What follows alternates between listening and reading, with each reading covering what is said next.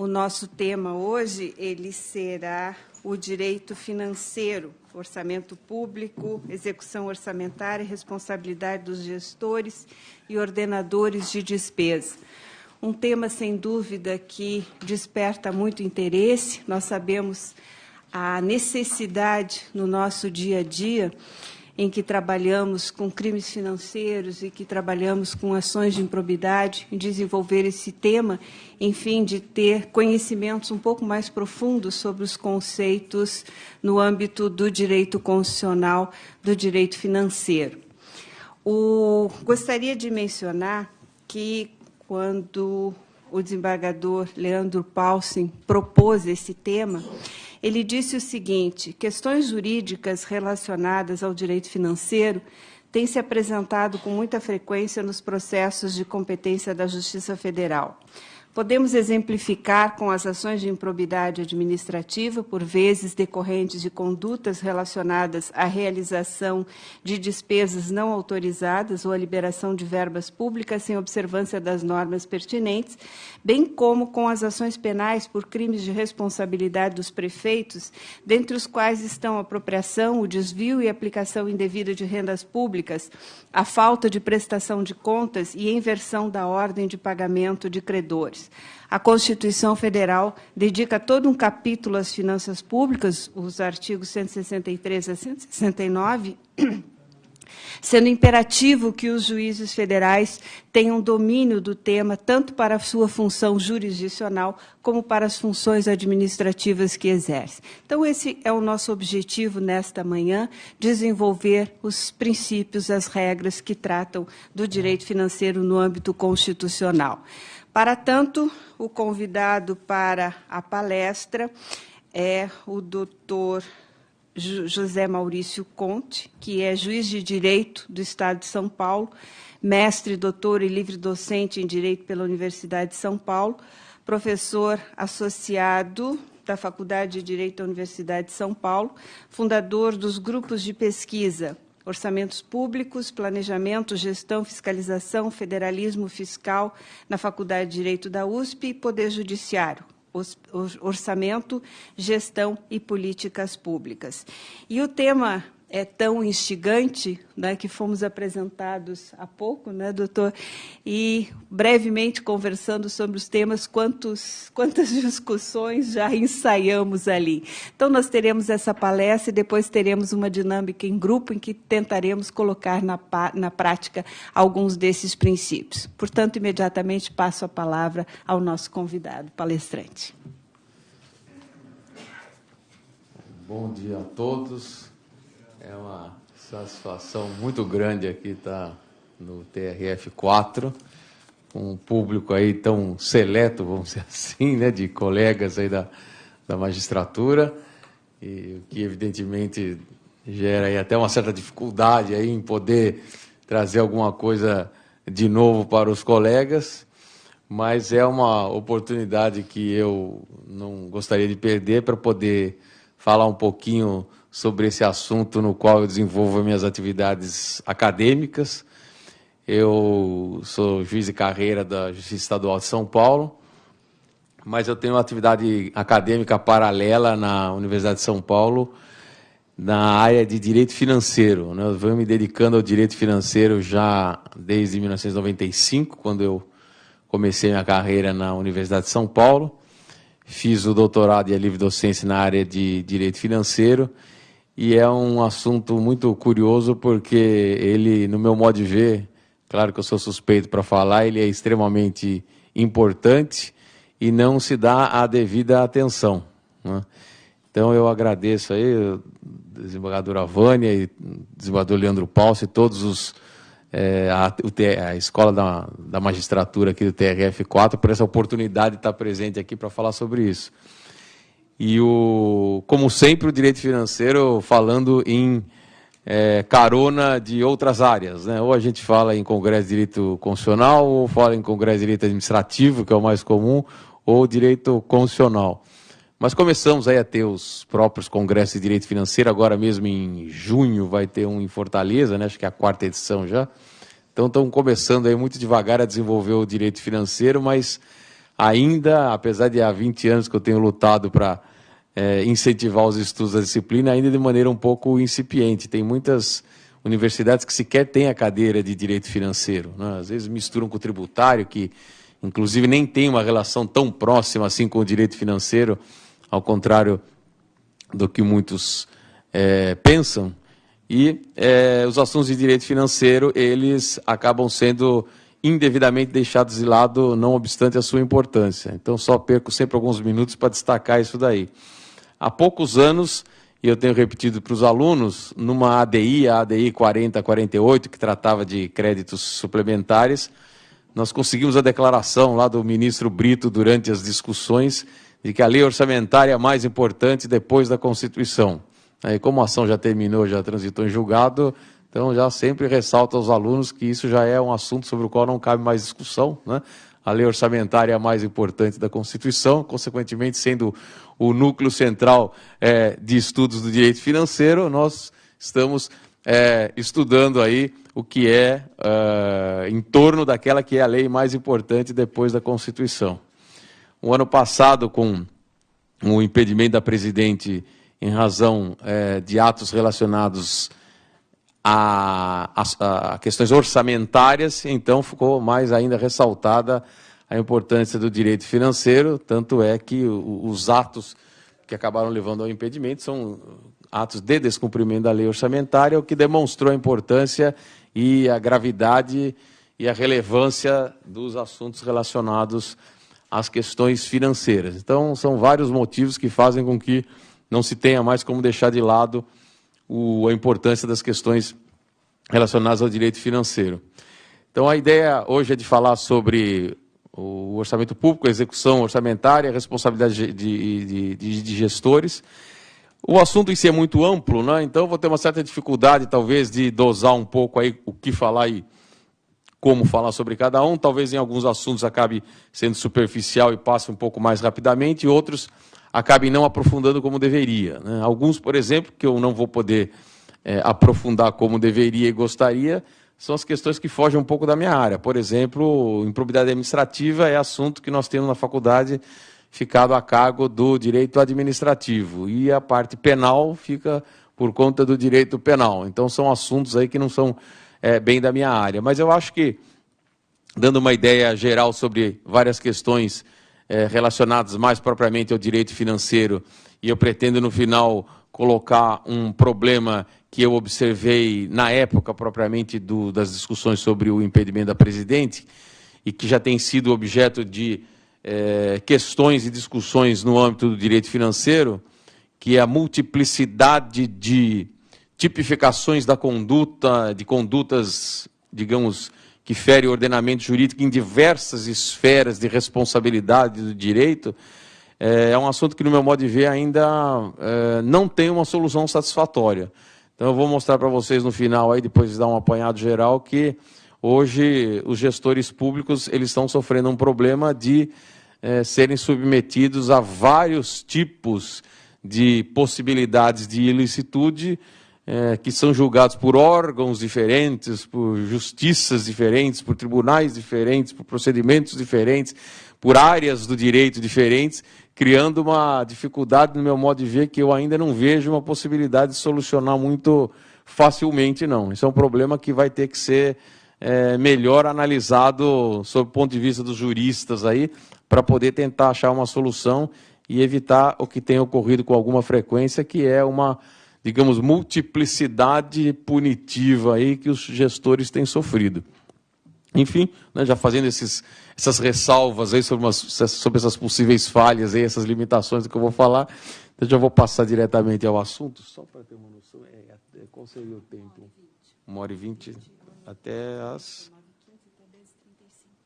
Tá. Não, tá bom, obrigado. Não, só para ter um pouco de noção melhor. Obrigado. Noções aí que superficiais, né, como já foi dito aí pelo próprio desembargador Leandro Paulsen nas suas observações. Embora deixado de lado, não se justifica a desimportância que se dá ao direito financeiro, já que ele tem um capítulo próprio na Constituição. Está lá nos artigos 163 a 169.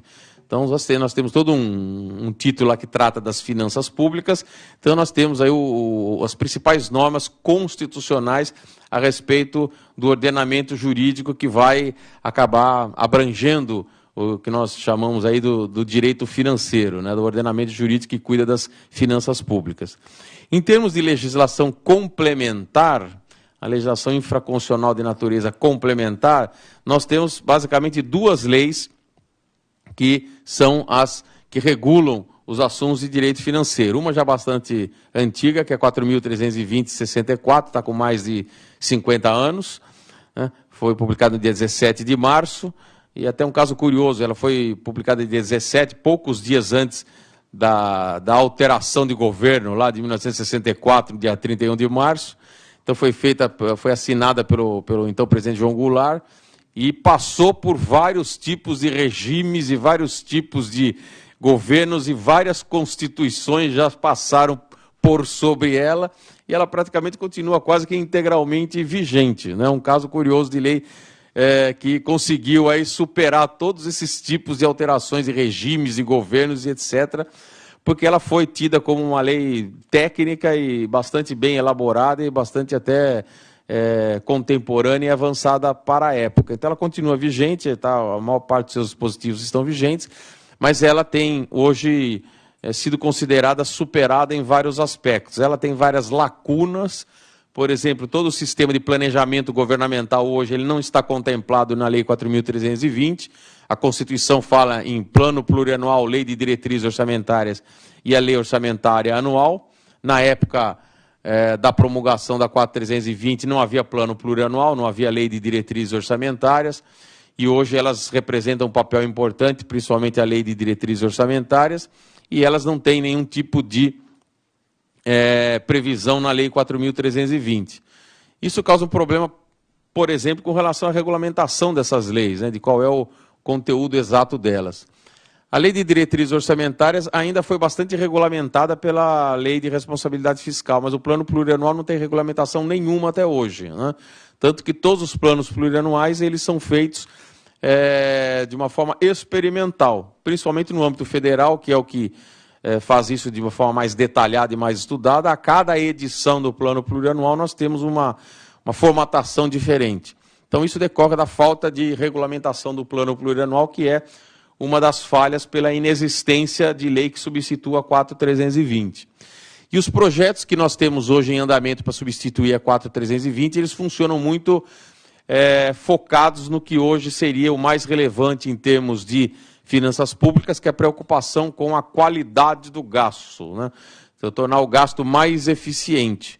Nós vivemos numa época em que já não se consegue mais aumentar a carga tributária, ela é considerada como estando no limite, de modo que todo aumento de gastos ele acaba tendo que ser feito com os recursos já existentes. E a ideia disso é que se procure melhorar a eficiência e uma palavra mais sentido geral, seria a qualidade do gasto, que é permitir que se possa fazer mais com menos recursos. E nesse sentido, a própria forma de organização dos orçamentos colabora muito, de modo que as leis que vão procurar, e que os projetos de lei que substituem a 4.320 falam muito em qualidade fiscal, né, o nome que se dá a um dos projetos, ou lei de responsabilidade orçamentária também é um dos outros projetos que está aí para substituir a 4.320. Mas eles, de períodos em que essa lei tramita, anda um pouco, depois ela para, né? Agora, por exemplo, com outros tipos de legislações mais próximas, aí, mais interessantes, ou que estão mais na preocupação, eles acabam ficando parados, esses projetos. Então, nós temos um problema com relação à 4.320, que é a necessidade de que ela seja substituída, né? E os projetos ainda estão em andamento oscilante. Às vezes andam um pouco e às vezes param um pouco. E a outra lei importante em termos de complementação da Constituição em matéria de finanças públicas é a Lei Complementar 101, né, mais conhecida como Lei de Responsabilidade Fiscal, que foi feita em obediência ao próprio artigo 163, que determinava a necessidade de se publicar uma lei para regular finanças públicas. Então, o artigo 163 exige lei para regular finanças públicas. E, na época, uma época em que havia um contexto de total descontrole de finanças públicas, né? Nós estávamos na década de 90, com inflação absolutamente descontrolada, contabilidade pública completamente desorganizada, nem teria como ser diferente, né? Porque com inflação que chegou a picos de 80% ao mês, o direito financeiro, até por essa razão mesmo, se tornou pouco relevante, já que não tendo moeda, não tinha como fazer qualquer tipo de contabilidade, portanto, nenhum tipo de norma de direito financeiro tinha nenhuma razão de ser, nenhuma função em razão desse total descontrole de contas. Isso só começou a ser possível em 94, com a estabilização da moeda, e depois se completou em 2000 com a Lei de Responsabilidade Fiscal, né? Somando a estabilização da moeda com a rigidez das normas que vieram com a Lei de Responsabilidade Fiscal. Então havia todo um contexto até internacional no sentido de fomentar a regularização das contabilidades públicas e da responsabilidade fiscal nos países, até para ter uma mais fácil atuação no sistema internacional de financiamento público, de organismos financeiros internacionais, que para poder emprestar dinheiro e fazer operações precisavam ter algum grau de confiabilidade da contabilidade dos países que precisavam de recursos. Então foi dentro desse contexto que surgiu a Lei de Responsabilidade Fiscal, por isso que foi uma lei de finanças públicas, que era o que exigia o artigo 163, com foco em normas de gestão fiscal responsável. Por isso que veio a ser a chamada Lei de Responsabilidade Fiscal. No próprio artigo 1º, ela coloca como os seus objetivos instituir normas de gestão fiscal responsável. Então, essas praticamente são as duas leis complementares hoje que regulam os assuntos em matéria de finanças públicas. Depois temos leis de outras naturezas, né? A parte do endividamento público, por exemplo, ele é regulado por resoluções do Senado, por ser uma atribuição do Senado estabelecer normas relacionadas à dívida pública, a maior parte delas. Isso é determinação constitucional, né? Está no artigo 52. Muito poucas pessoas sabem, mas isso se justifica pela forte relação entre o endividamento público e o federalismo. O Senado é o órgão responsável por cuidar de assuntos de interesse federativo, e muito poucos sabem, mas a dívida pública é um assunto de grande interesse federativo, porque boa parte do descontrole de contas públicas vem da falta de controle de endividamento, principalmente em relação a entes subnacionais. Então há necessidade de que exista aí justamente uma atenção dos órgãos que cuidam dos interesses federativos de regular esses assuntos que influenciam nos problemas federativos, e a dívida pública é um deles. Por isso o Senado Federal que regula os limites, por exemplo, do endividamento público, e isso é feito por resoluções do Senado. E depois disso nós temos o sistema de organização das finanças públicas por meio das leis de planejamento e orçamento. E aí entra um problema que vai acabar aparecendo e tendo uma influência bastante significativa no direito financeiro, em termos de organização das finanças, que é o sistema de planejamento orçamentário feito com base na organização federativa. Então, o Brasil é um país organizado na forma federativa, e essa organização das finanças e também do sistema de fiscalização financeira, ele é feito sempre fundado na nossa divisão federativa. Então nós temos aí uma multiplicidade de entes federados, né? O ente central, que é a administração pública, corresponde à administração pública federal, a União, os entes regionais, os estados e os municipais. Toda a organização financeira da administração pública, ela é feita para cada ente federado. Então, toda a organização das finanças é feita por ente federado. Então, nós temos a organização financeira da administração pública federal, dos estados todos e dos municípios. Então, as leis que organizam a administração financeira são leis próprias de cada ente federado, que, no caso, são o plano plurianual, que corresponde ao planejamento de médio prazo, né? São 4 anos, o período de um mandato, embora não coincidente com o mandato, mas o período corresponde ao de um mandato. A Lei de Diretrizes Orçamentárias, que é a que orienta e norteia a elaboração da lei orçamentária anual, mas hoje ela tem uma multiplicidade de outras funções que acabaram se tornando relevantes, e a lei orçamentária anual, que é o orçamento propriamente dito, previsão de receitas e despesas. Então, isto é o sistema que vem logo abaixo da legislação complementar e é o que regula a administração financeira de cada ente federado por ente federado, o que vai futuramente demonstrar que surgem problemas em relação a isso, porque a maior parte das políticas públicas, elas são interfederativas, multifederativas, né? Elas não se restringem a um ente federado. Elas acabam sendo realizadas no chamado âmbito do federalismo cooperativo, ou seja, tem que ser feitas as políticas públicas com a participação de vários entes federados. E isso exige, então, uma compatibilização muito complexa de sistemas orçamentários, porque tem que haver aí uma inter-relação e uma conexão de administrações públicas autônomas e independentes, com seus próprios orçamentos públicos, com a sua própria administração financeira, que tem que agir de forma cooperada e coordenada para atingir os objetivos das políticas públicas. Então, só isso já demonstra antecipadamente uma previsão de que não é algo fácil, é uma engenharia, digamos, administrativa e financeira não muito simples de ser operacionalizada.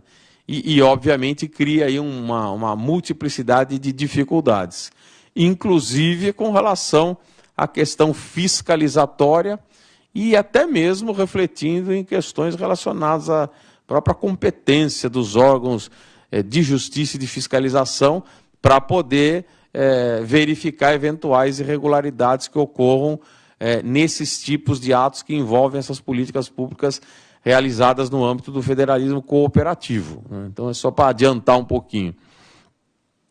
Como eu estava falando, então, a organização federativa do Estado prevê um sistema estruturado por ente federado com leis orçamentárias próprias, um sistema de fiscalização próprio. Então, é o que eu estava acabando de falar aí, da forma pela qual se organizam as finanças públicas, e é um tipo de organização de finanças públicas que vai depois acabar dando origem aí a uma multiplicidade de dificuldades e até mesmo de problemas. E, de uma forma, vamos dizer assim, concomitante a isso, nós temos também, no Brasil, a nossa organização do Estado que prevê uma separação de poderes. Que, no caso específico da organização administrativa do Brasil, ela é bastante rígida, vamos dizer assim, né? Ao contrário de países, digamos, parlamentaristas, em que essa separação de poderes ela é mais fluida, em países presidencialistas, a separação de poderes ela é mais clara, mais visível e mais reivindicada pelos próprios integrantes do poder. Isso faz com que exista a necessidade de uma autonomia sob todos os aspectos e também sob o aspecto financeiro, uma, digamos, autonomia intragovernamental, né? Porque existe a organização da administração pública que é feita por ente federado, né, no problema federal da divisão territorial do poder, e em cada ente federado nós temos uma separação de poderes, e esses poderes são, por força constitucional, autônomos e independentes. E é curioso notar que, se for analisar o mundo todo, não tem tantas federações assim. Das federações, nem todas são presidencialistas. E dos presidencialismos, nem todos a separação é tão rígida assim. Isso faz com que o Brasil tenha um sistema em que a separação territorial do poder e a separação funcional do poder seja, digamos, uma das mais rígidas existentes no planeta todo. E existe uma cultura muito grande no país de querer fazer respeitar a autonomia e um certo individualismo de todos que têm autonomia e independência. O problema é que boa parte, eu diria a maior parte das políticas públicas, principalmente as mais importantes, elas têm que ser realizadas no âmbito do chamado federalismo cooperativo, no aspecto territorial, ou seja, envolvendo vários entes federados. E essa rigidez do respeito à autonomia, ela não é favorável a esse federalismo cooperativo. Então você tem que fazer com que pessoas que sejam autônomas e independentes ajam de uma forma de comum acordo ou de forma bastante cooperada e coordenada para poder atingir os objetivos comuns. A mesma coisa se refere com relação aos poderes, que também, em muitas políticas públicas, exigem a participação cooperada e coordenada dos poderes. Hoje em dia, está havendo aí algumas políticas públicas, e até relevantes, que acabam sendo feitas com cooperação e participação de todos os poderes. Embora o poder executivo seja o maior responsável pela maior parte das políticas públicas, então tem determinadas áreas como saúde e educação, por exemplo, em que é predominantemente o poder executivo responsável por implementar essas políticas públicas, existem outras em que há uma participação intensa de outros poderes. E eu costumo destacar como exemplo mais grave, vamos dizer assim, ou em que isso se mostra de uma maneira mais evidente, nas políticas públicas relacionadas à infância, adolescência, criança, juventude, né? Digamos, porque o ECA fala em criança e adolescente, depois a Constituição fala em infância e juventude, mas enfim, né? Que envolvem esse tipo de política pública. São políticas públicas complexas porque são casos em que a participação na área da infância, por exemplo, do Poder Judiciário, do Ministério Público, da Defensoria Pública, elas são muito fortes.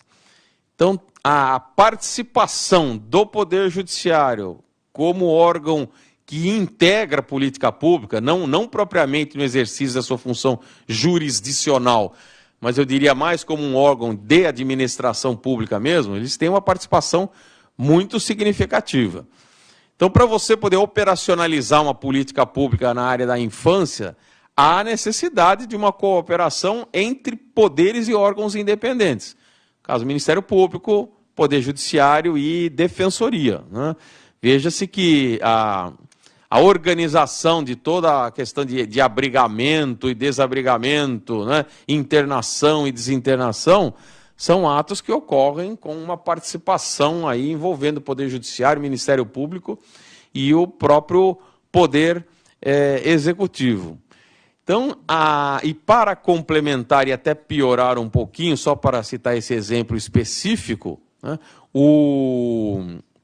no caso da infância, existe uma participação interfederativa também. Não é só o município, nem o Estado e nem a União que participa desse tipo de política pública. Há uma participação conjunta federativa. Então, você cria um determinado tipo de política pública que exige uma participação cooperada de todos os entes federados e de todos os poderes.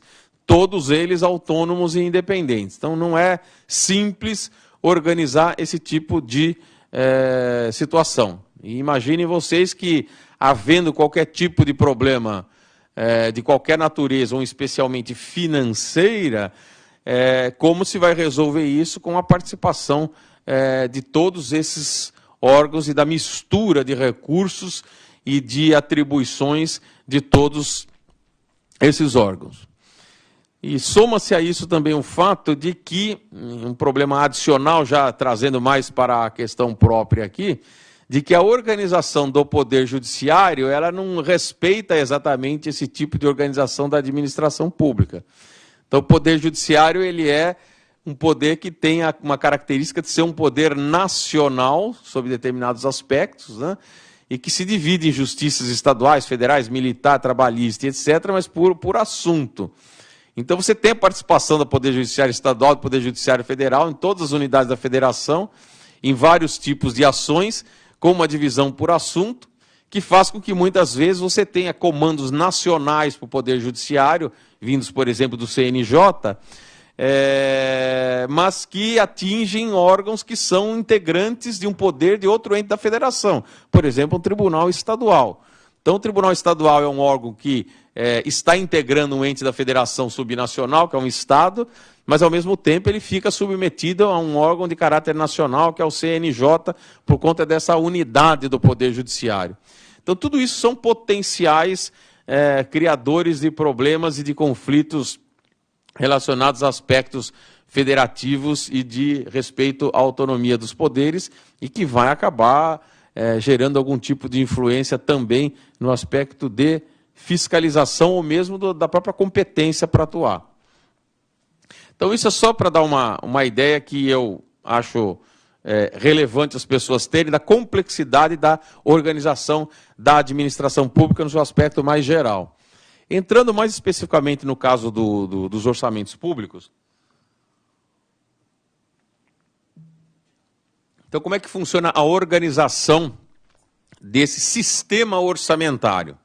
E aí vamos passar para a organização do sistema orçamentário dentro de cada ente federado, porque a organização da administração financeira, ela é feita dentro de cada ente federado. Até é relevante ressaltar que algumas vezes eu peço para os alunos não esquecerem, o Brasil não tem um orçamento público, por exemplo, né? O orçamento não é uma peça da atividade financeira nacional, ela é uma peça da atividade financeira da administração pública. E eu até muitas vezes tenho discutido um pouco com os professores de direito administrativo para tornar mais claro esse aspecto, né? Uma coisa é o Estado, outra coisa é a administração pública. Então não há um orçamento do Estado, o que nós temos são orçamentos da administração pública, no caso das administrações públicas, porque são várias. O orçamento ele existe então para cada administração pública e toda a organização do sistema orçamentário é feito por administração pública. Como isso é feito? Então nós temos o ponto central, que é a lei orçamentária. A lei orçamentária é a lei que vai regular a administração financeira de cada ente federado. E existe todo um sistema peculiar de elaboração e execução da lei orçamentária. E esse aspecto seria relevante para contextualizar um pouco o que seria a execução orçamentária e como funciona o sistema de fiscalização da atividade financeira do Estado. No caso da elaboração e execução do orçamento, aí é o que nós chamamos de ciclo orçamentário, nós temos um procedimento, um processo orçamentário próprio que difere dos demais, dadas as peculiaridades da lei orçamentária, que prevê todo um sistema de elaboração da lei orçamentária para chegar na aprovação da lei orçamentária, e uma vez aprovada a lei orçamentária, todo um procedimento para cumprir, para executar a lei orçamentária. E, paralelamente a isso, mais propriamente voltada à fase de execução orçamentária, é que funciona o sistema de fiscalização financeira orçamentária, que tem um sistema próprio, que, em tese, né, sob o aspecto constitucional, ele é essencialmente organizado e feito para os órgãos de fiscalização financeira e orçamentária, que são o Poder Legislativo com auxílio dos tribunais de contas. O que não impede os sistemas aí de controle mais amplo, onde vão entrar questões ou órgãos como o Poder Judiciário, por exemplo, né? Mas no aspecto orçamentário, e aí vou destacar aí de novo a importância das finanças públicas, nós vemos que é um aspecto tão relevante e tão central que o controle sobre as finanças públicas, ele acaba sendo um controle que envolve um poder muito grande, tão grande que este poder específico de controle sobre as finanças, ele não pode ser deixado para um único poder exercer, porque senão você provoca um desequilíbrio de poderes. Porque quem tem o poder e o comando das finanças acaba assumindo o poder quase que total, já que é o poder mais importante, né? Já pelo fato que eu costumo destacar com relação à relevância das questões financeiras. Quem consegue o poder de controlar as finanças consegue exercer o poder praticamente na sua plenitude.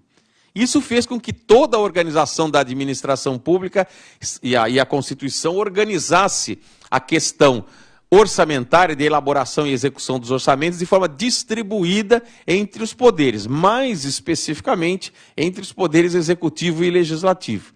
Então, todo o ciclo orçamentário ele é composto de etapas que ficam a cargo de um ou outro poder. Por exemplo, o poder executivo tem o comando da elaboração da lei orçamentária. Ele tem a iniciativa privativa para fazer a proposta de lei orçamentária. Mas a aprovação da lei orçamentária, ou seja, a palavra final, e a transformação, deliberação sobre a proposta e aprovação e transformação em lei, é do poder legislativo. Uma vez aprovada a lei orçamentária, a execução, né, o comando da execução orçamentária, ele fica a cargo do poder executivo, volta para o poder executivo. E a fiscalização desse tipo, de todo esse processo, mais especificamente da fase de execução orçamentária, ela é de titularidade do poder legislativo, né, com o auxílio dos tribunais de contas. Então vocês vejam que foi feito um mecanismo, né, em que todas as fases do ciclo orçamentário ficaram divididos entre o executivo e o legislativo. Isso causa até um problema, vamos dizer assim, um detalhe com relação ao poder judiciário, né? Porque o poder judiciário ele fica fora desse processo e é o que justifica um tratamento constitucional específico com relação à autonomia financeira do poder judiciário. Há artigos na Constituição, né, o artigo 99, que ele é expresso para dar autonomia financeira do poder judiciário. Isso se justifica pelo fato de que o Poder Judiciário ficou fora do processo de elaboração e execução dos orçamentos. Então, para ele não ficar subjugado pelos outros poderes em matéria orçamentária, porque senão ele ficaria submisso aos outros poderes, então a Constituição ofereceu aí garantias próprias e específicas nos termos do artigo 99 para que o Poder Judiciário possa ter autonomia financeira independentemente do fato de não participar do processo de elaboração e execução orçamentária. Mas voltando então, nós temos aí todo um processo de ciclo orçamentário com a participação dos poderes executivo e legislativo. Processo e ciclo orçamentário, o processo orçamentário que tem como etapas aí a iniciativa legislativa, aprovação, execução e fiscalização. A iniciativa legislativa ela é uma iniciativa privativa e vinculada. Quer dizer, só pode o Poder Executivo e é obrigado a exercer isso daí. Caracteriza até a não apresentação de proposta, é uma das hipóteses aí de crime de responsabilidade, mas não costuma ocorrer, né? Isso é algo que tem sido observado, de apresentação do projeto de lei orçamentária. Mas é privativo do Poder Executivo, com um dado curioso, né? Nós estamos falando da administração financeira do ente federado. E a lei orçamentária é uma lei do ente federado. E o Executivo tem a prerrogativa, né, que privativa e vinculada de apresentar a proposta de lei orçamentária do ente federado como um todo, incluindo todos os poderes que integram a administração pública. Então esse é um outro detalhe que para o direito financeiro fica muito claro, e eu tenho tido algumas discussões com os administrativistas lá. Falei com eles na faculdade que os livros não estão muito claros com relação a isto, né? Que é o fato de que a administração pública ela é algo abrangente, né? Ela é, digamos, o que eu chamaria de uma materialização do Estado no sentido de seus recursos materiais e humanos. E ela compreende todos os poderes. E, às vezes, em alguns livros de administração pública, fica a impressão de que há uma confusão entre poder executivo e administração pública. O que e quem vê direito financeiro tem que reconhecer que é incorreto, né? O poder judiciário, ele integra a administração pública, ele é parte da administração pública. Tanto que o orçamento abrange todos os poderes, inclusive o poder judiciário. E na divisão de funções ficou a cargo do Executivo fazer o projeto de lei orçamentária da administração pública como um todo, né? Abrangendo todos os poderes, porque faz parte da divisão de funções. O que tem de detalhe nisso é que entre as prerrogativas para conceder autonomia financeira do Poder Judiciário está a de apresentar a sua parte que lhe cabe na proposta orçamentária. Isso é uma das garantias do artigo 99. Mas isso faz com que o Poder Judiciário ele tenha, na classificação institucional, né, e na programática, ele tenha a prerrogativa de apresentar a sua proposta para ser incorporada na proposta geral orçamentária que é apresentada pelo Poder Executivo perante a Assembleia, perante o Poder Legislativo, Congresso Nacional ou Assembleia, que vai deliberar sobre aquela proposta, né? Então, nós temos uma prerrogativa de o Poder Judiciário apresentar a sua parte na proposta, mas a administração pública toda é apresentada pelo Poder Executivo, junto ao Poder Legislativo, que tem ampla liberdade de... ampla não, há algumas restrições, está no artigo 166, ele tem algum grau de liberdade de deliberar sobre a proposta e dar a palavra final sobre a proposta orçamentária. Então, o Poder Legislativo, quem participa do que seria uma segunda fase da elaboração orçamentária, que é a aprovação do projeto de lei orçamentária, transformando em lei. Depois vem a execução, né, a fase de execução. A fase de execução, ela é realizada pela administração pública. O principal comandante e coordenador é o Poder Executivo. Então, mas aí vejam que o Poder Executivo ele assume o comando da execução orçamentária pelo fato de que tudo é concentrado em termos de organização da execução orçamentária no âmbito do Poder Executivo.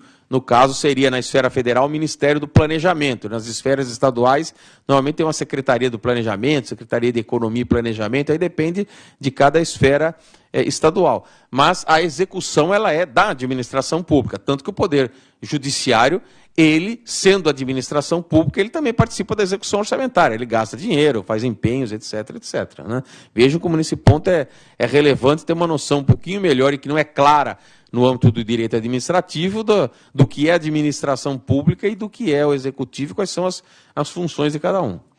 E a fiscalização de todo esse sistema, ela é feita, a titularidade é dada ao Poder Legislativo, com o auxílio dos tribunais de contas. Então, aí nós temos já a necessidade de fazer uma compreensão relevante de que nós temos um órgão que é autônomo e independente, que recebe as suas atribuições diretamente da Constituição, que são os tribunais de contas, que tem funções ou as principais funções no âmbito do sistema de fiscalização financeira das contas públicas, de toda a administração pública. Mas a titularidade da fiscalização é do Poder Legislativo, cuja função essencial é a de julgar as contas da administração pública como um todo. Por isso é que se fala em julgamento das contas, que no caso seriam as contas de governo, né? Que seriam as contas da administração pública como um todo, que é uma responsabilidade do chefe do Poder Executivo. O chefe do Poder Executivo, assim como ele apresentou a proposta orçamentária da administração pública inteira, ele também vai apresentar a sua prestação de contas, depois de fim do exercício, para o parecer dos tribunais de contas e julgamento pelo Poder Legislativo.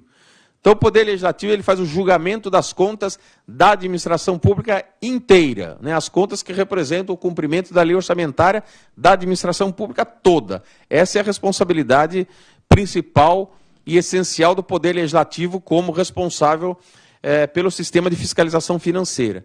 Agora, os atos de fiscalização financeira, eles são essencialmente feitos por meio dos tribunais de contas, que têm uma competência de julgamento administrativo. Eles julgam as contas individuais dos administradores públicos, o que não quer dizer que ele julgue as contas da administração pública, e sim dos administradores públicos. Então, aí é uma questão relevante, né?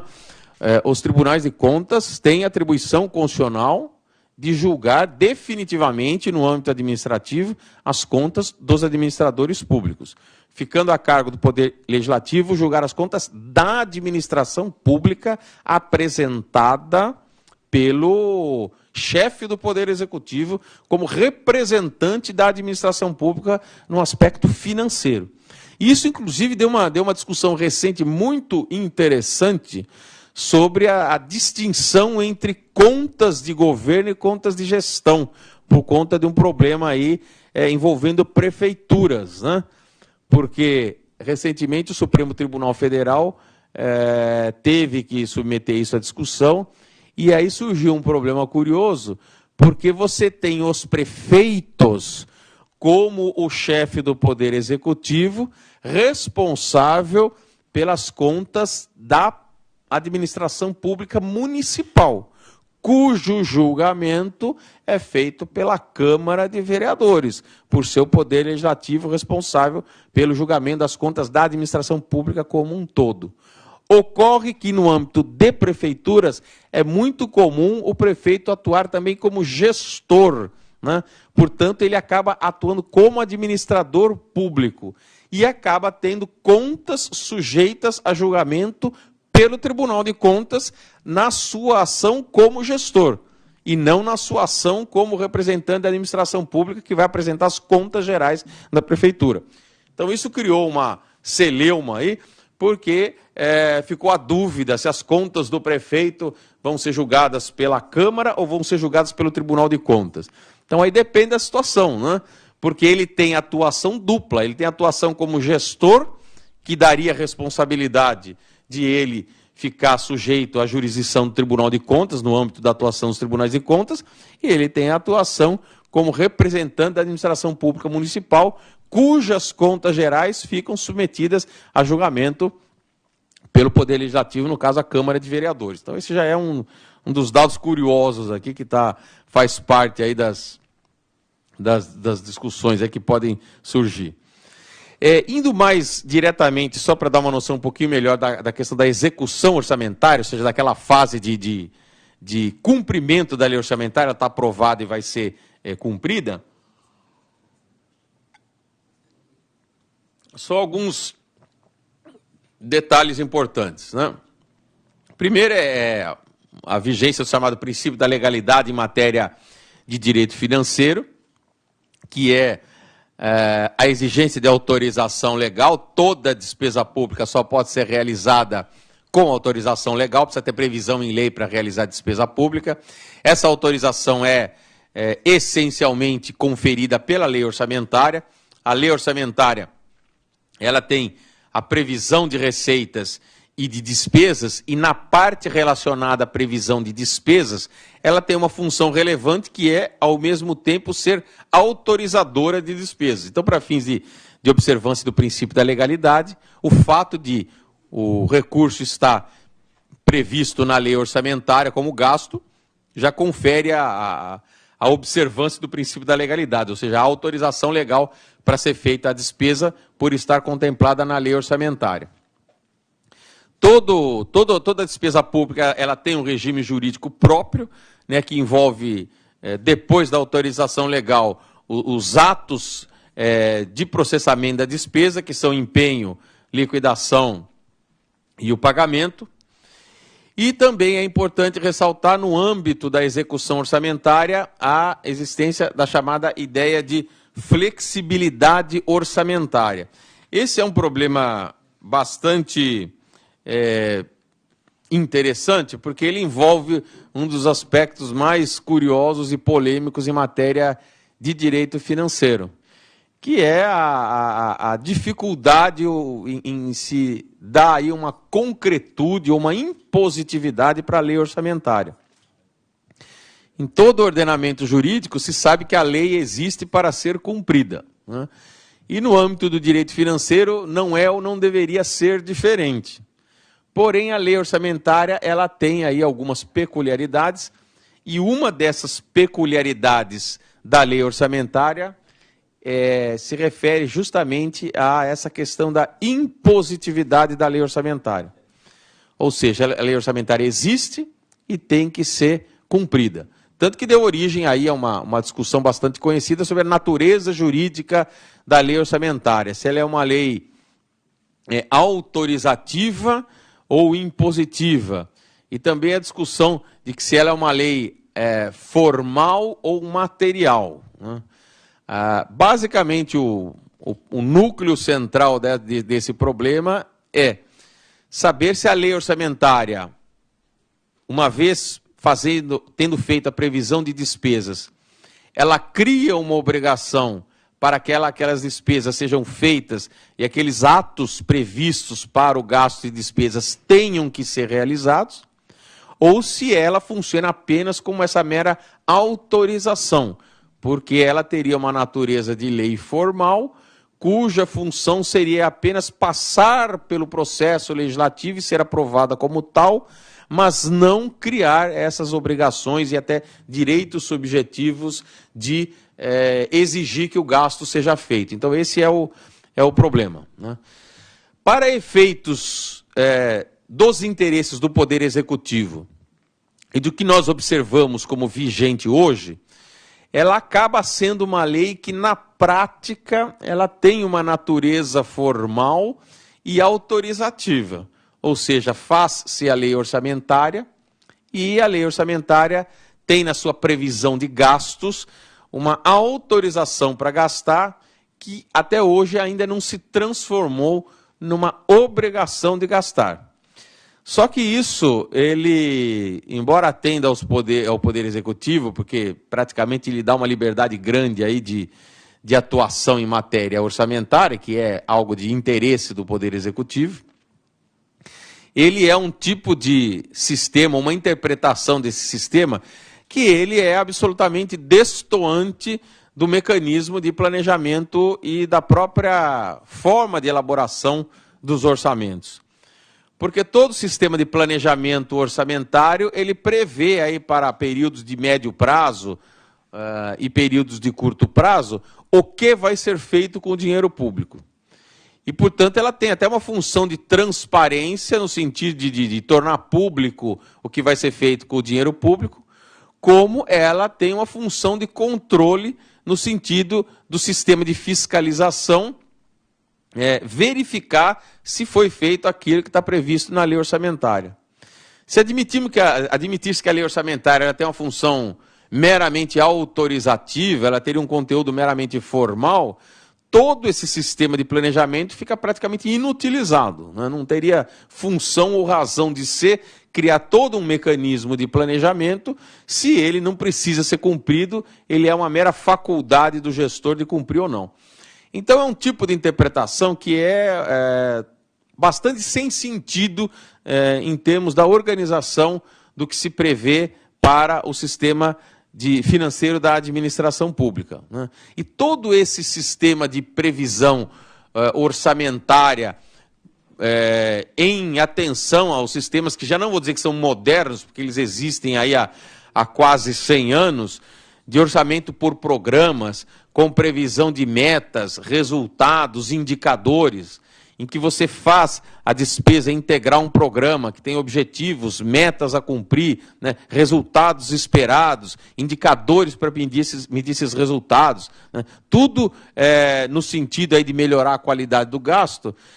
Considerar tudo isso como algo absolutamente inútil porque o administrador vai fazer o que ele quer, já que o que está lá é uma mera autorização, é algo que não tem o menor sentido, não é? A lógica do sistema fica toda prejudicada se reconhecer que a lei orçamentária teria apenas uma função autorizativa e seria lei por cumprir os requisitos formais de elaboração da lei. Então isso realmente não tem sentido.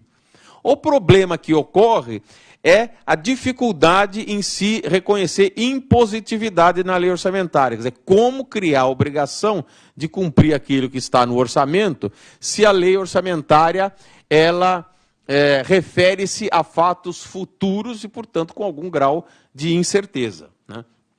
Então veja que quando você faz a previsão da lei orçamentária, você faz uma estimativa de receita e os gastos são feitos com base nessa estimativa de receita. Como a estimativa de receita, por ser uma estimativa, ela pode ser um pouco maior ou um pouco menor, é óbvio que os gastos podem ter que ser alargados ou reduzidos, no caso, contingenciados, né?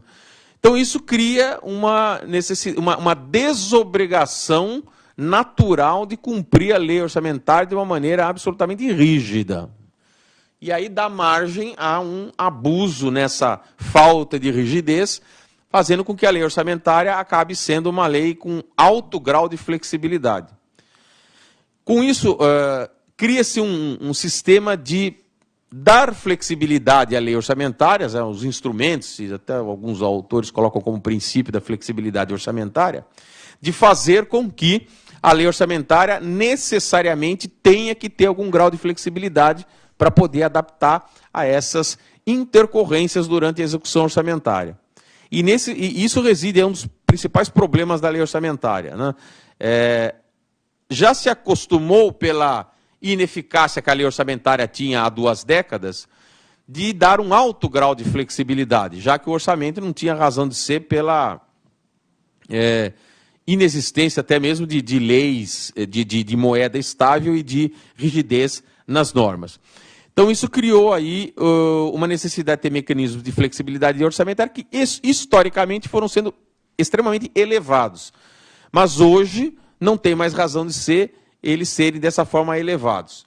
Então os mecanismos utilizados basicamente são os créditos adicionais, os principais, os créditos adicionais, o contingenciamento e a chamada margem de remanejamento. O crédito adicional em tese, um projeto de lei para modificar a lei orçamentária no sentido de alterar e estabelecer um crédito suplementar para aumentar a dotação, um crédito extraordinário para atender uma emergência, ou um crédito especial para criar algum tipo de despesa não prevista.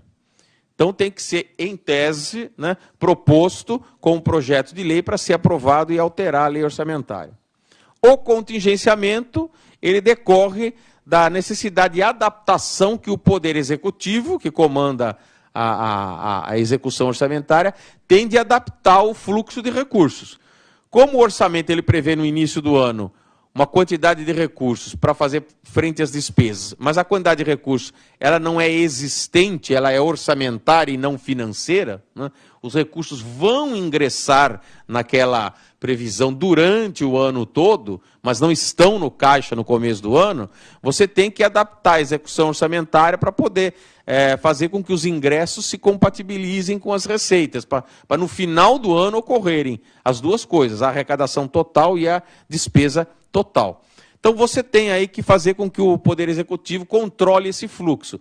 E ele faz isso por meio dos contingenciamentos, né? Ele não autoriza os gastos. Então você tem os recursos previstos, mas não necessariamente disponíveis, e o Poder Executivo faz contingenciamentos, não autorizando gastos, até que existam recursos disponíveis para fazer frente às despesas. O que estaria correto e adequado se ele utilizasse isso apenas como uma forma de controlar a entrada e saída de recursos. Mas ele tem já, historicamente, utilizado isso como mecanismos de modificar a execução orçamentária. Portanto, contingencia mais um setor que não tem interesse em gastar e menos outro, contingencia mais do que devia por alguma razão qualquer, contingencia recursos para manter os recursos bloqueados, para poder autorizar o gasto vinculando o atendimento de algum interesse, isso é comum ou era comum com as emendas parlamentares, né? Então recursos de emendas parlamentares ficavam contingenciados e só eram liberados quando o parlamentar atendia alguma demanda de interesse do Executivo, então havia aí uma promiscuidade no uso do contingenciamento como forma de instrumento de barganha política. Então aí há um mau uso aí do contingenciamento, né? Então é uma distorção da flexibilidade orçamentária.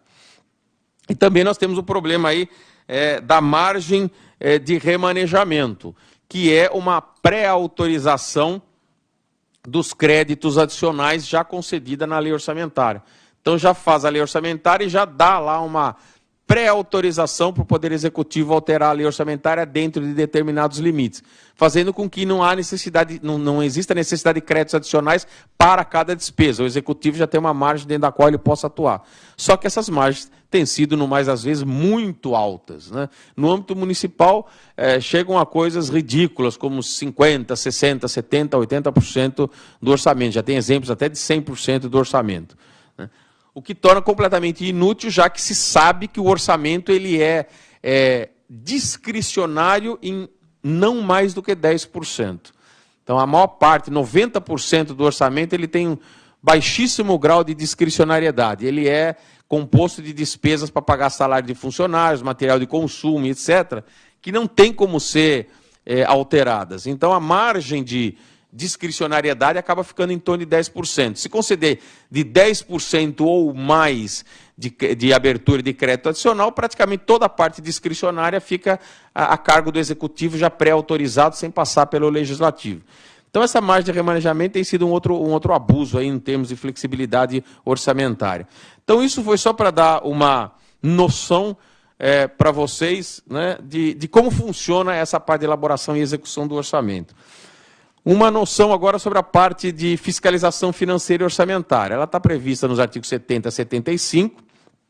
Tem lá uma série de princípios que têm que ser observados: legalidade, legitimidade, economicidade, eficiência e foco nas renúncias de receitas e aplicação de subvenções. Vejam que isso está fora da parte que trata do sistema financeiro, por ser algo que está sob comando ou titularidade do Poder Legislativo, né? Dividido em controle interno e externo. O controle interno é um sistema que cada poder tem que ter para poder verificar a correção das suas próprias contas, e o sistema de controle externo é aquele que eu estava mencionando, que exerce sobre toda a administração pública, com o Poder Legislativo e os tribunais de contas.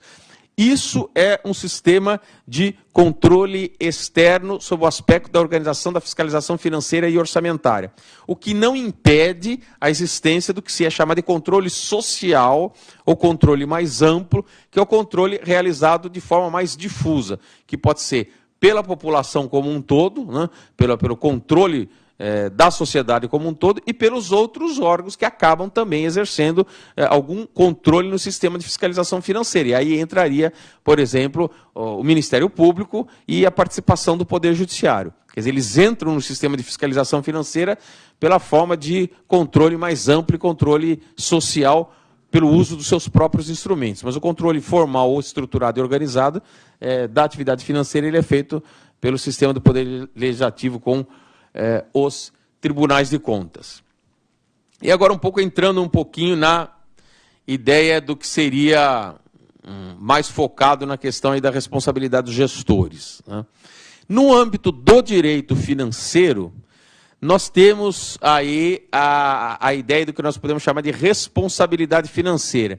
Isso é um assunto curiosamente relevante, tem atingido muito os gestores, mas ele é muito pouco organizado e estudado. Esse assunto eu tive a atenção mais especificamente chamada quando um dos meus orientandos, que é do Tribunal de Contas da União, quis abordar esse assunto, fez uma tese sobre esse assunto de mestrado, que inclusive está publicada, né?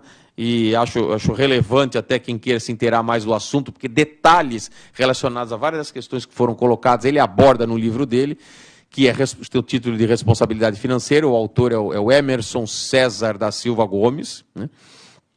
Então, o Emerson César da Silva Gomes, ele fez um livro sobre responsabilidade financeira, mas o foco do livro dele é essa chamada responsabilidade financeira no âmbito da atuação dos tribunais de contas. Então foi curioso notar, porque quando ele fez a tese, eu vi, ele mostrou que não havia uma organização, até legislativa, sistemática e organizada sobre essa responsabilização no âmbito da ação dos tribunais de contas, que é uma atuação que não abrange tudo, né? Ela abrange a responsabilidade dos gestores no âmbito da ação dos tribunais de contas. Então, curiosamente, isso não estava muito bem organizado e muito bem sistematizado. Nós temos, veja como é curioso, né? Nos tribunais de contas está havendo o enfrentamento desse problema. O Tribunal de Contas, o sistema de Tribunal de Contas, como ele é exercido para cada administração pública, então você tem cada administração pública com o seu sistema de fiscalização pelo seu próprio Tribunal de Contas. Então, a administração pública federal tem a fiscalização financeira sendo exercida pelo Congresso Nacional com o Tribunal de Contas da União. A administração pública dos estados é feita pela Assembleia Legislativa com o Tribunal de Contas dos Estados. E a administração pública municipal, ela é feita na parte macro aí pela Câmara de Vereadores, com o auxílio dos tribunais de contas, que aí varia um pouco da forma de estado para estado. Existem estados, que é a maior parte deles, que tem um Tribunal de Contas que faz as duas funções, né, ele auxilia a administração estadual e os municípios todos, deve ser o caso aqui do Rio Grande do Sul. Existem 4 estados da federação que têm 2 tribunais de contas, um só para as contas da administração pública estadual e outro só para analisar as contas dos municípios, que não é aqui, se eu lembrar de cabeça, acho que é Goiás, Bahia, Ceará, e mais um, são 4. Minas, acho que não é Minas, não. Ceará, Goiás, a Bahia, não lembro, tem um quarto, são 4. Que tem um Tribunal de Contas, é o Tribunal de Contas dos municípios, para o conjunto das administrações dos municípios, e um só para a administração estadual. E especificamente em São Paulo e no Rio de Janeiro existe o Tribunal de Contas do município, né, que é um órgão municipal apenas para a fiscalização das contas de um município, que no caso é o de São Paulo, e no Rio do Rio, né, o TCM. Né? Então é mais ou menos essa a conformação de contas. E esses tribunais de contas, eles têm plena autonomia. Veja que coisa curiosa. E eles não têm uma segunda instância. Não é como o Poder Judiciário. O Poder Judiciário ele acaba se afunilando e ele tem uma instância final. Os tribunais de contas não têm. Então, os tribunais de contas, eles têm a palavra final sobre as decisões. Então, um tribunal de contas do Estado do Rio Grande do Sul dá uma decisão final sobre alguma coisa relacionada às contas, aquela decisão é final. Ele julga as contas de um administrador público, no aspecto da coisa julgada administrativa, aquilo lá finalizou, não tem recurso para o TCU. Né? Eles não têm, nem no aspecto da administração financeira, o Conselho Nacional dos Tribunais de Contas, que está em tramitação. Então, eles funcionam como ilhas. Né? Com isso, eles também têm regras próprias de processo administrativo, de responsabilidade financeira, interpretações próprias e etc. Então, falta muito, isso é uma queixa, de uniformidade na ação dos tribunais de contas. E esse sistema de responsabilidade financeira ele acaba ficando um pouco difuso. Né? Não há uma uniformidade, não há uma clareza. Tanto que cada tribunal de contas tem procedimentos próprios, regras próprias, sistemas próprios aí de organização e decisões finais próprias. Um tribunal de contas pode decidir de forma diferente do outro e ambos vão ter a palavra final, porque não tem aí uma instância recursal para os tribunais de contas. Então, isso é um problema aí que ainda precisa ser resolvido e mais um problema adicional no âmbito da fiscalização financeira. Então, nesse âmbito da responsabilidade financeira, nós temos aí essa ideia de responsabilidade financeira, que seria a obrigação de repor recursos públicos, que seria a de imputação de débito, ou de suportar as sanções previstas em lei, no âmbito do controle exercido pelos tribunais de contas em razão da violação das normas pertinentes à gestão de bens, dinheiros e valores públicos. Então, nós temos aí, digamos, algumas punições decorrentes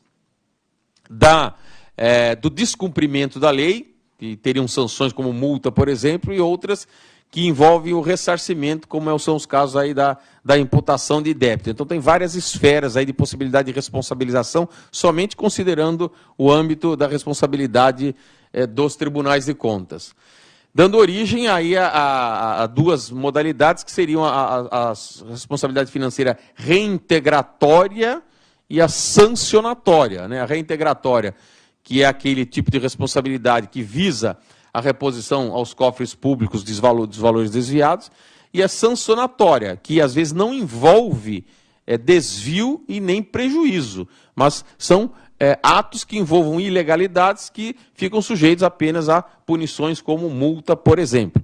Então são exemplos aí de modalidade de responsabilidade financeira no âmbito da ação dos tribunais de contas. Ainda dentro da responsabilidade financeira, agora não necessariamente vinculada à ação dos tribunais de contas, é importante ressaltar alguns tipos de mecanismos sancionatórios no âmbito da Lei de Responsabilidade Fiscal. A Lei de Responsabilidade Fiscal, ela tem o que nós chamamos de sanções institucionais, que é a essência da Lei de Responsabilidade Fiscal, o estabelecimento de punições no âmbito das chamadas sanções institucionais, que estão muitas delas previstas, por exemplo, no artigo 36, que envolve, por exemplo, a punição para o ente. Então isso ocorre quando há, por exemplo, excesso de gastos com o pessoal, ou excesso de endividamento. Todas as vezes em que há alguns tipos de descumprimentos pelo ente da federação, em atos como esses que eu mencionei, de ter se excedido nos gastos com o pessoal ou ter se excedido no endividamento, existem mecanismos de punição, de sanção institucional, ou seja, que atingem o ente. Por exemplo, a vedação do recebimento de transferências voluntárias. Todos aqueles recursos que vêm, que são operacionalizados por meio de convênios, eles ficam impedidos de serem feitos pelo ente federado como forma de punição institucional pelo fato do ente ter descumprido normas de responsabilidade fiscal. E existem sanções de caráter pessoal, que elas estão nos últimos artigos da Lei de Responsabilidade Fiscal, que delega para outras leis o estabelecimento dessas punições. E é nessas sanções pessoais, ou seja, que vão atingir a pessoa do gestor, a pessoa do ordenador de despesas, ou a pessoa do gestor lato sensu, do administrador público, que vão poder ocorrer em várias esferas de responsabilidade. Então, este daí já é um problema bastante complicado e que talvez seja aquele mais difícil de ser resolvido, né? Então, seria a última questão que eu vou colocar aqui, digamos, em discussão, e talvez a mais problemática de todas, e que acaba, de alguma forma, atingindo aqui, eventualmente, em alguns casos, a ação da Justiça Federal, Estadual e etc., né? Que é o fato de que, pela própria delegação que a gente vê lá nos artigos 70 e poucos da Lei de Responsabilidade Fiscal, que é um dos últimos, que delega para outros diplomas legais as sanções de natureza pessoal, é que nós podemos observar haver uma série ou uma multiplicidade de esferas de responsabilização. E isso tem sido uma dificuldade muito grande para os gestores públicos. Se observa muito no âmbito de prefeituras, por exemplo, né?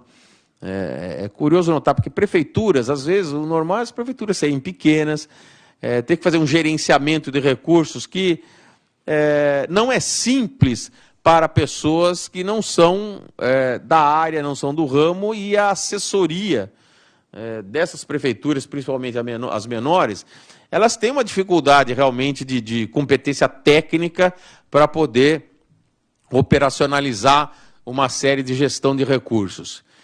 E isso muitas vezes dá origem a ilegalidades, né, a descumprimento de leis, e acaba resultando em punição dos gestores.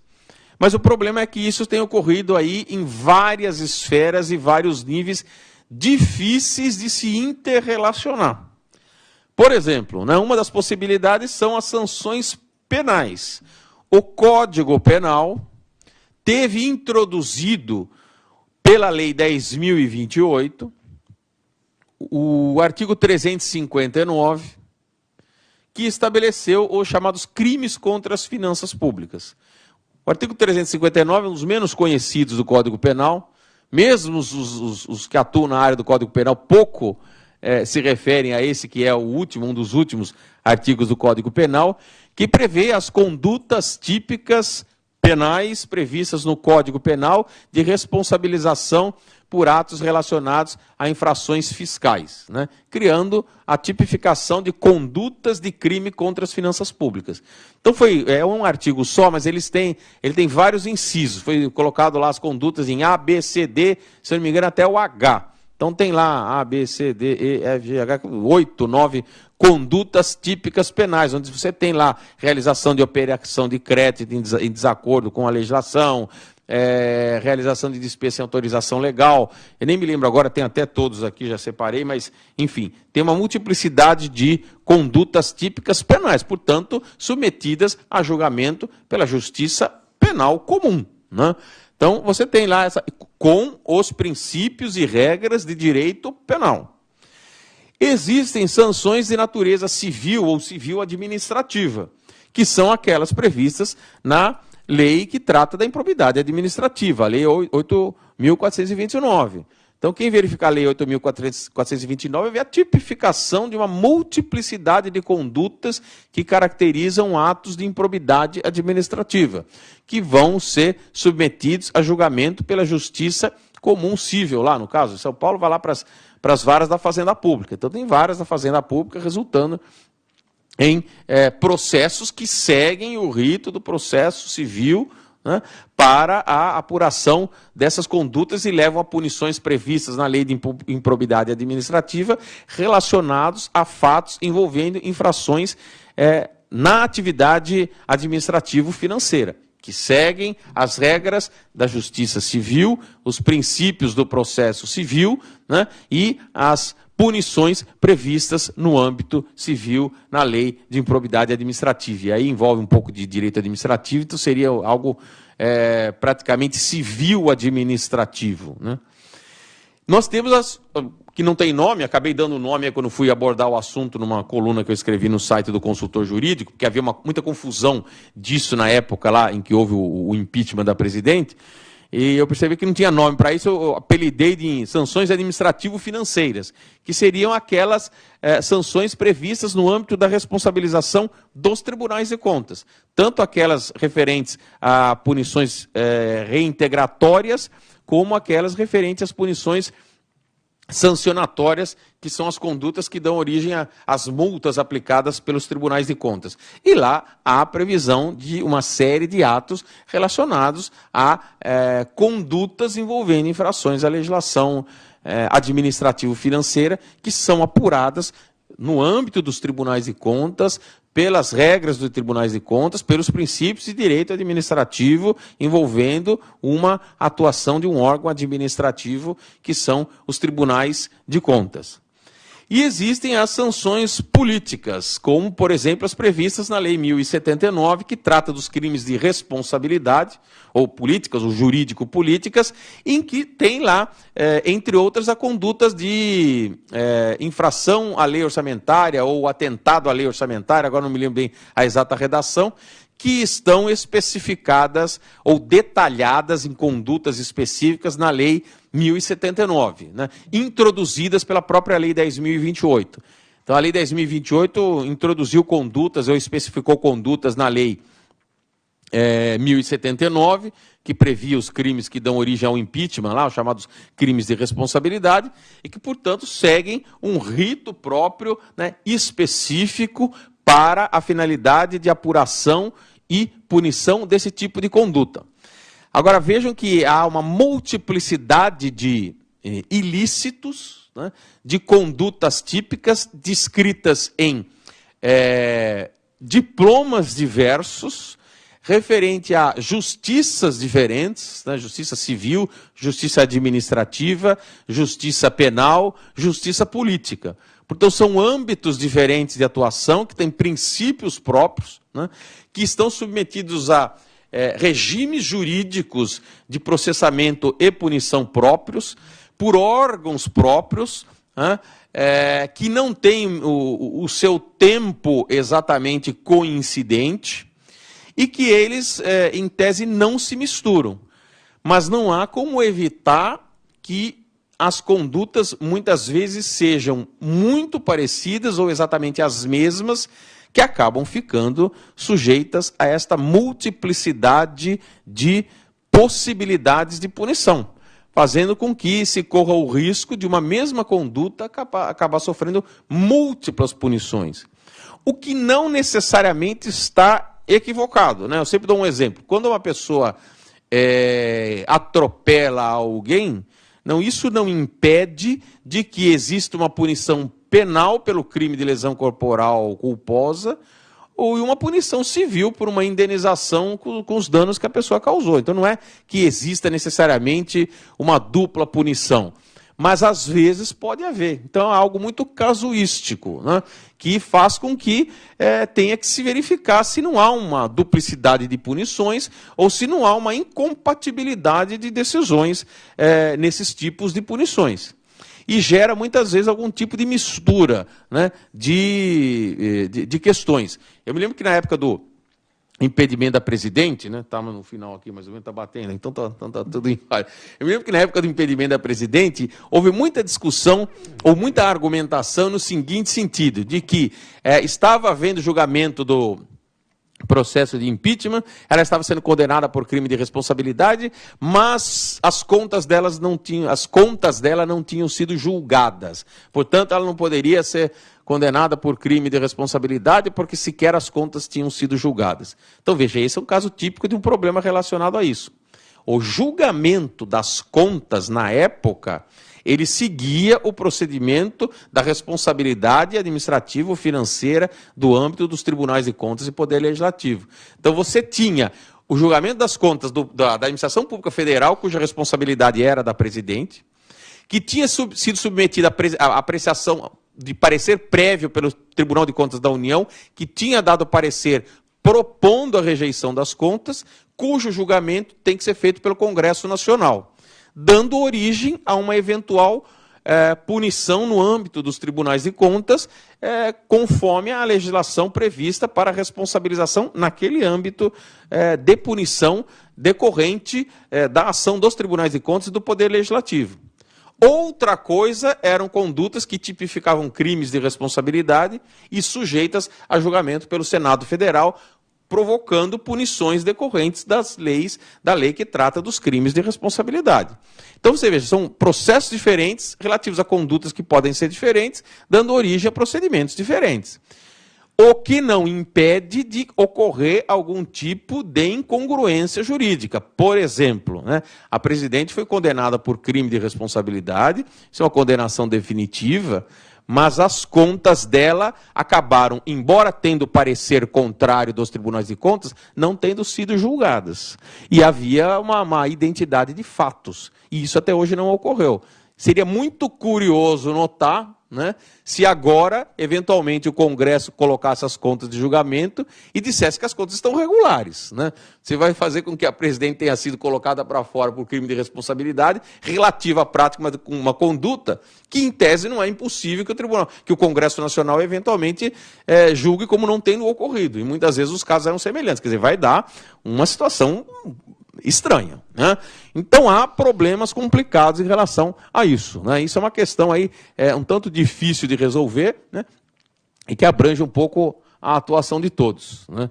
A perda do cargo também, né? Oi? A perda do cargo no impeachment e na improbidade. No caso da perda do cargo, por exemplo, que deu aquela decisão polêmica no final, eu achei uma coisa muito curiosa, porque você vê, a política é uma coisa que ela foge um pouco do âmbito jurídico, né? Quando houve aquele fatiamento lá muito estranho lá da decisão que deu a perda do cargo sem a perda dos direitos políticos, eu na época até achei estranho aquilo, porque eu falei o seguinte: o julgamento irregular das contas, ele dá origem à perda dos direitos políticos. Então ela foi absolvida da perda dos direitos políticos por 8 anos, mas a qualquer momento o Congresso Nacional colocando essas contas para julgamento, vai ser difícil que não julgue as contas irregulares. São 2 contas, né, 2014 e 2015, já estão com parecer detalhado e minucioso feito pelo Tribunal de Contas. Difícil de contestar e, teoricamente, o contexto é de reconhecer uma irregularidade nas contas. Se as contas dela forem julgadas irregulares pelo Congresso, a perda dos direitos políticos por 8 anos. Né?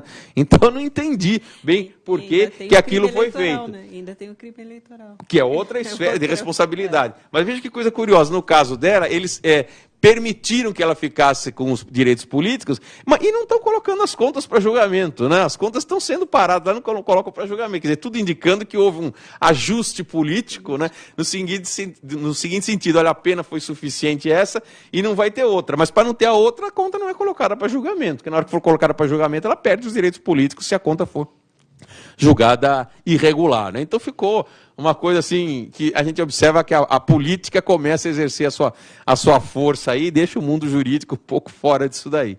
Mas, enfim, a ideia foi dar um pouco de noção a respeito disso, não tenho como me aprofundar na questão de direito administrativo da questão da improbidade, dos detalhes da improbidade administrativa e nem na parte penal propriamente dita dos crimes fiscais. Mas eu acho importante ter essa noção aí que está mais no âmbito da minha atuação do direito financeiro, que acho que já dá algum tipo de esclarecimento aí, pode colaborar aí para o conhecimento do assunto. Eu agradeço, obrigado aí, muito pela atenção e pela oportunidade de estar aqui no TRF4. Obrigado. Nós que agradecemos a presença de Vossa Excelência e também pela brilhante palestra que, sem dúvida, abarcou o tema proposto de uma forma que deixa não só conhecimentos, mas temas para uma profunda reflexão. Não vou dar a palavra agora aos colegas para questões, porque Vossa Excelência permanece conosco, né? Nós temos uma dinâmica de grupo em seguida ao intervalo, e aí, se os colegas quiserem, poderão aproveitar. Peço que nos acompanhem nessa dinâmica dos grupos e, com certeza, poderemos discutir alguns temas mais especificamente. 15 minutos para o intervalo, voltamos em seguida para conversar sobre essa dinâmica.